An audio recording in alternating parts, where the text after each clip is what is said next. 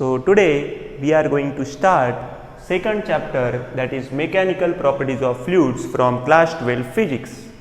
ये जो बोर्ड का न्यू सिलेबस है उसमें का हम जो सेकंड चैप्टर है वो आज चालू कर रहे हैं, उसका नाम है mechanical properties of fluids. Okay, so basically इससे पहले जो चैप्टर था रोटेशनल डायनामिक्स, उसके जो सब वीडियोस है, प्रॉब्लम्स के वीडियोस, एमसीक्यूज के वीडियो और थ्योरी के भी जो वीडियोस है वो हमारे जो चैनल है उसमें अवेलेबल है, आप उसका स्टडी कर सकते हैं और रोटेशनल डायनामिक्स उस चैप्टर का भी अच्छी तरह से पढ़ाई कर सकते हैं. Okay, so today our chapter that is mechanical properties of fluids. So today is our first lecture. So in this lecture we will discuss some basic concepts related to the fluids. So basically what is fluid? जो fluid है उसके बारे में हमें अभी जानना है, लेकिन उससे पहले हम थोड़ा डिस्कस करेंगे कि जो स्कूल लेवल में और जो 11th स्टैंडर्ड में आपने जो पढ़ाई किया है. So we know that basically in school level we learn that there are 3 states of matter, that is solid, liquid and gases. But apart from these 3 states, so we have another 2 states, that is plasma and Bose-Einstein condensation. Okay, so जो matter के जो 5 states है, जो 5 states है matter के, वो आपको मालूम है. तो क्या है?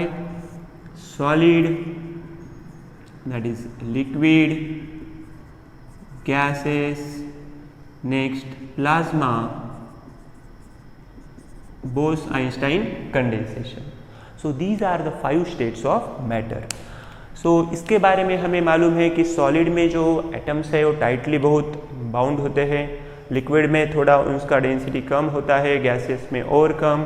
और what is plasma? Basically plasma में जो है जो न्यूट्रल एटम है, आयॉन्स है, जो फ्री इलेक्ट्रॉन है, उसे हम क्या कहते हैं? प्लाज्मा. और वैसा ही जो 5th स्टेट है वो Bose Einstein condensation. So basically we have to learn fluid. So we will first see how we imagine fluid. कभी भी हम जब फ्लूइड का इमेजिनेशन करते हैं तब पहला जो चीज़ हमारे ध्यान में आता है वो है लिक्विड. बरोबर है? जब भी हम फ्लूइड के बारे में सोचते हैं, fluid, so we just imagine that water, liquid, यह हमारे क्या है? ध्यान में आता है. लेकिन जो बेसिकली फ्लूइड है उसका जो डेफिनेशन है, जो फिजिक्स में हम फ्लूइड को किस तरह से मेंशन करते हैं, यह जानना बहुत इंपॉर्टेंट है. So any substance which can flow is called fluid. जो भी सब्सटेंस फ्लो होता है उसे हम क्या कहेंगे? फ्लूइड कहेंगे. तो अब आप इमेजिन कर सकते हैं कि जो गैस है वो गैस क्या होता है? वो भी क्या होता है? फ्लो होता है. एक जगह से दूसरे जगह easily it can go, so it is flowing. So gas जो है वो भी है फ्लूइड. लिक्विड तो होगा ही, बरोबर?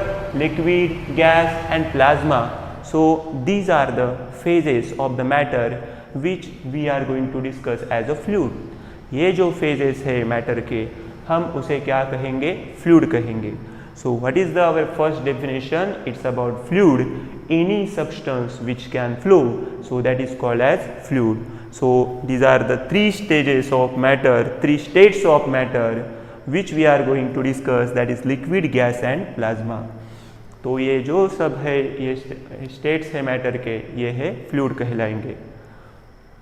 लेकिन हमें यह भी जानना इम्पोर्टेंट है कि जो आपका चैप्टर है मैकेनिकल प्रॉपर्टीज ऑफ फ्लूइड, इसमें हम ये जो 3 स्टेट्स है मैटर के, इसके बारे में हम नहीं डिस्कस करेंगे. हम पर्टिकुलरली जो फोकस हमारा रहेगा वो हमारा रहेगा लिक्विड के ऊपर. ओके, क्योंकि गैस जो है उसके बारे में आप थर्मोडायनामिक्स और जो अदर चैप्टर्स रहेंगे उसमें आप डिस्कस करने वाले हैं.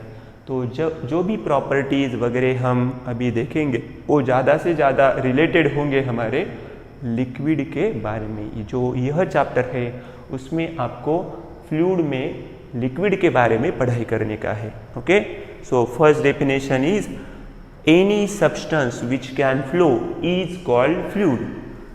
सो liquid, gas, plasma are the fluids.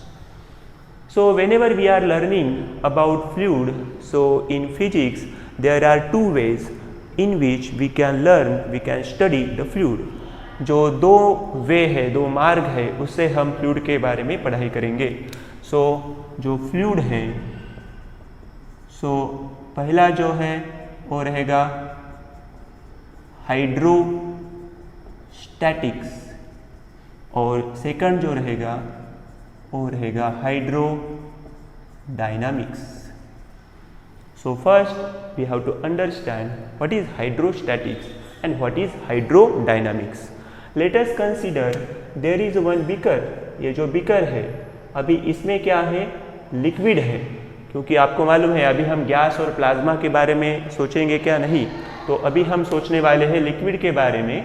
तब हम कंसिडर कर रहे हैं कि एक जो बीकर है, जो लिक्विड कंटेनर है, उसमें जो लिक्विड है, let us consider that is water. So here जो लिक्विड है वो अभी मोशन में है क्या, नहीं है. अभी वो क्या है, स्टैटिक कंडीशन में है. ये जो वर्ड आपको यहाँ दिखाई दे रहा है static. So we know that static means क्या है, रेस्ट कंडीशन में है. तो जब भी हम फ्लूइड का स्टडी करेंगे और जब फ्लूइड रेस्ट कंडीशन में होगा और उसे हम क्या कहेंगे, hydrostatics. So this is our second definition, that is hydrostatics, the branch of physics which deals with the study of fluid at rest is called hydrostatics. जब भी हम जो फ्लूइड है वो रेस्ट कंडीशन में है, उसका जब हम स्टडी कर रहे हैं तब हमें उसे क्या कहने का है, hydrostatics. So then what is hydrodynamics. जो लास्ट चैप्टर था, लास्ट चैप्टर में हमने देखा रोटेशनल डायनामिक्स. डायनामिक्स जब भी वर्ड आएगा तो वो क्या रहेगा, मोशन के बारे में रहेगा, बरोबर. डायनामिक्स जब भी वर्ड आएगा वो क्या रहेगा, मोशन हमें डिस्क्राइब करता है. जब भी ये जो फ्लूइड है, ये जो लिक्विड है, ये जब अभी मोशन में होगा तब हम उसे जब स्टडी करने वाले हैं तब हम उसे क्या कहेंगे, hydrodynamics. So how you can define the branch of physics which deals with the study of fluid in motion is called hydrodynamics. Okay, so very simple 3 definitions you can see here. First is a fluid, second is a hydrostatics, and third one is a hydrodynamics. So these are the 3 simple definitions which describe you about some basic concepts about fluid. So what is fluid? Any substance which can flow is called fluid. तो हमारे mind में पहले क्या था, सिर्फ liquid था. लेकिन definition से हम देख सकते हैं कि गैस जो है, जो प्लाज्मा है, जैसे कि आयॉन्स है, जो फ्री इलेक्ट्रॉन्स है, उसे हम प्लाज्मा कह रहे हैं, वो भी क्या है, फ्लूइड है. लेकिन स्पेसिफिकली हमें जब यह चैप्टर स्टडी करने का है तब हमारा जो फोकस रहेगा वो लिक्विड पे ही रहेगा. तो इसलिए हमें यहाँ 2 वे है, 2 ब्रांच है, 2 टाइप्स है, उससे हम क्या कर रहे हैं, जो फ्लूइड का स्टडी कर रहे हैं. First is a hydrostatics. So whenever that fluid is at rest, that time we are learning about its properties, that is called hydrostatics, and when it is in motion, that is called as hydrodynamics. Okay, so this is about fluid, hydrostatics and hydrodynamics. Okay, so note down this.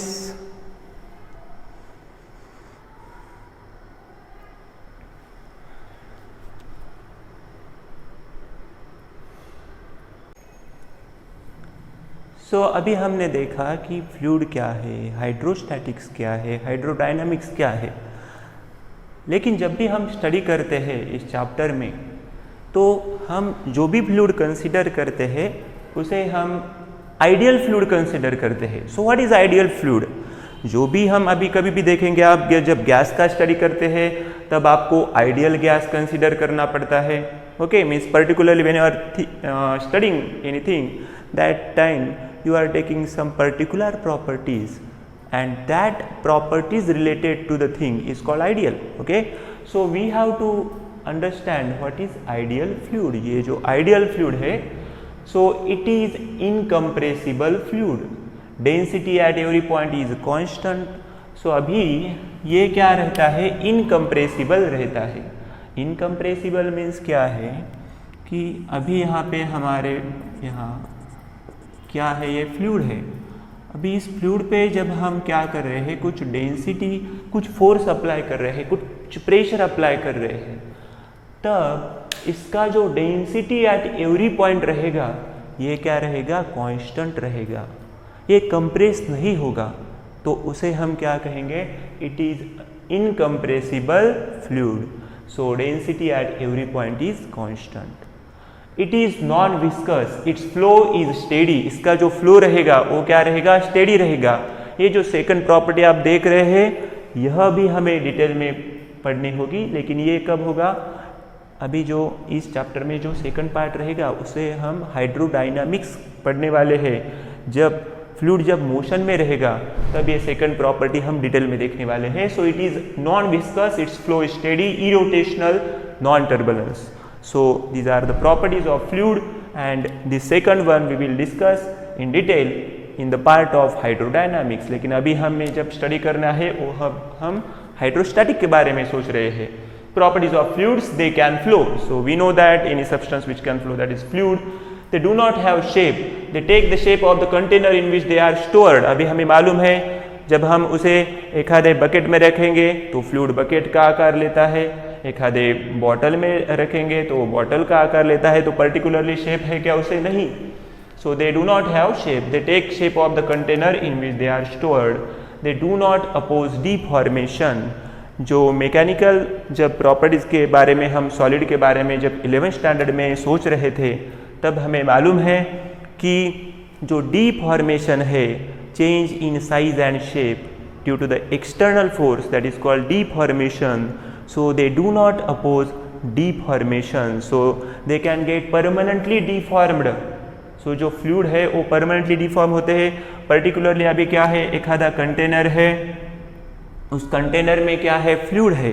Okay, let us consider अभी ये जो solid है, आपको मालूम है ये अभी in case जो सॉलिड रहेगा तब आप जितना भी ऊपर से फोर्स अप्लाई करेंगे तो यहाँ पे क्या होने वाला है, it will oppose that force. Okay, so it will not get easily deformed. अभी ये जो होगा क्या, डिफॉर्म नहीं। लेकिन इन केस ऑफ फ्लूइड, अभी इसमें जो फ्लूइड रहेगा, लेट अस कंसीडर अभी आपने क्या किया, इसको ये साइड को ओपन कर दिया तो यहाँ पे फ्लूइड क्या हो जाएगा, ये इजीली फ्लो हो जाएगा। तो they do not oppose deformation. Okay, so what is basically deformation? Change in the size and shape of the body due to the external force, that is called deformation. So our जो fluid है वो fluid जो deform नहीं होगा, जो oppose नहीं करेगा deformation को। Okay, तो यह भी property है उसकी। Now the general properties in we can say that, so properties of fluid अभी हमें जो पढ़ने का है एट रेस्ट के बारे में अभी हम देखेंगे थोड़ा।